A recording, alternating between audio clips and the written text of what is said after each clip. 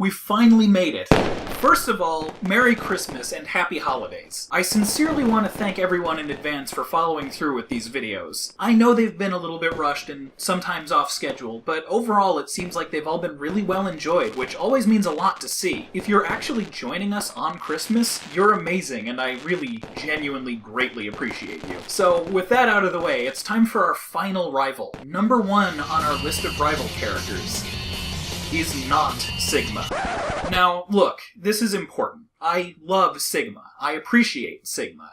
I understand the massive impact he has had on the series, but he just isn't number 1. For one thing, I feel like a choice this obvious would be a disservice to both you all and this list. And I never actually planned on including anything about him at all. In our first video, I realized too late that I intended on mentioning that X, Zero, Axel, and Sigma would not be included as a rule. But since I forgot, like a champ, here's a bit of explanation. Sigma suffers largely from what I like to call Ganon syndrome. If you don't follow that idea, it's basically when a game with even a slight focus on plot consistently resorts to the same final boss, like Ganon. Wily and Bowser are similar, but because their overall game series are more formulaic and less interested in story over gameplay, they get a partial pass, but Sigma's use is, well, it's exhausting. Certainly his origins are great, and his design is iconic, and his fights are always memorable.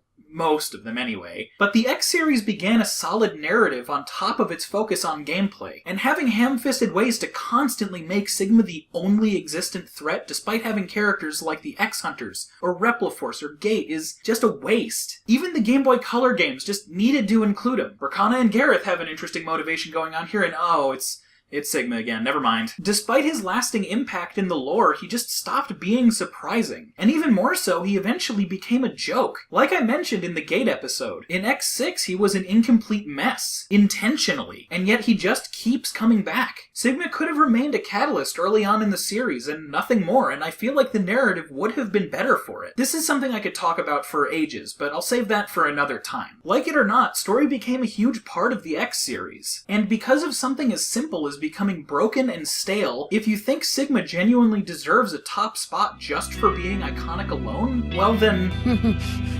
You really don't have a grasp of the situation, do you?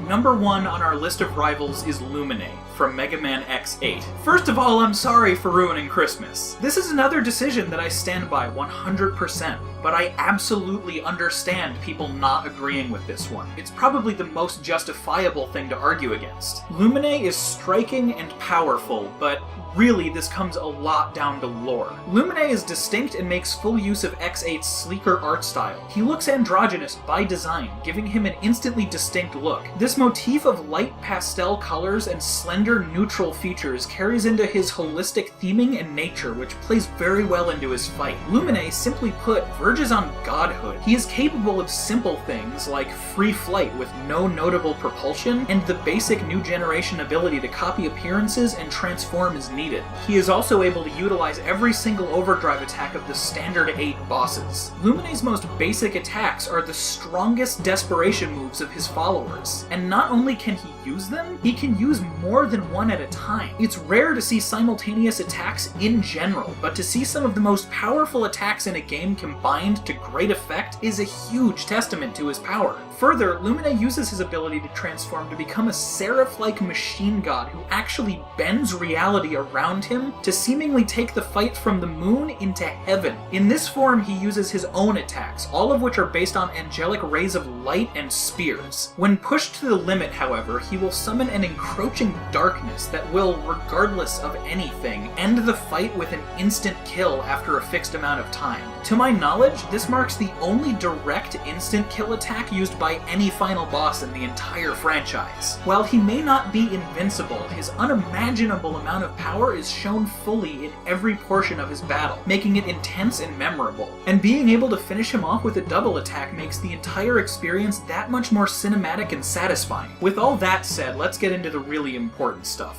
The story. The Mega Man series has always been a little bit tragic in some way. The idea of a constant struggle for peace between humans and robots, fought primarily by a hero who just wants what's best for everybody, for everyone, his own kind and the humans around them, to be safe and happy. Lumine is the purest example of a turning point in the series' timeline that this can absolutely never be a reality. Sigma is beaten time after time, with victory in sight in some way or another. He always talks about evolution. Lumine is that evolution. Lumine takes that hope of victory on the horizon, and even in death makes it a hopeless impossibility. That's a villain.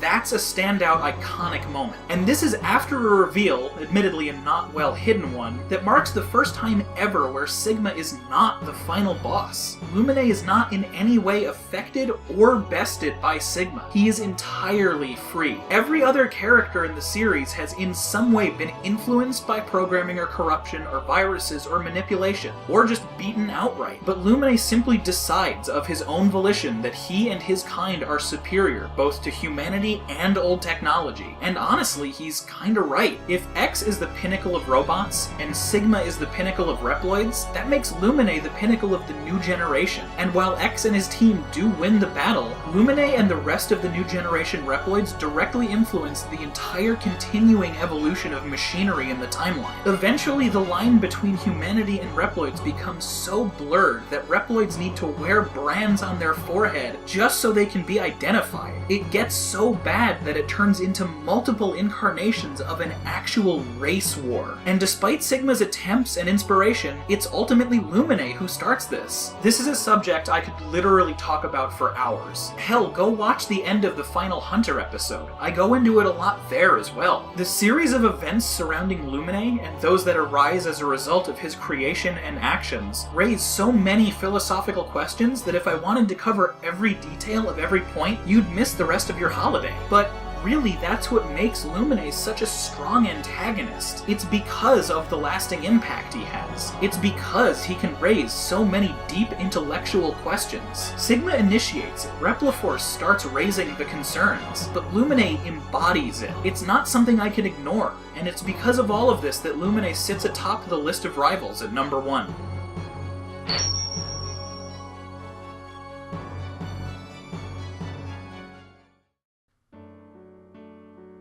Man, I just realized how somber a subject this is for a Christmas video. I'm actually kinda sorry, but hopefully it was something that you were all interested in hearing. You've been following for this long, and I figured I owe you my honest opinion, so Merry Christmas! Really though, Merry Christmas. I hope that everything that you do today and for the rest of your holiday is full of just happiness and joy. I genuinely mean that. Thank you again so much for listening to this. It was fun to work on, and hopefully it brought you some extra holiday joy.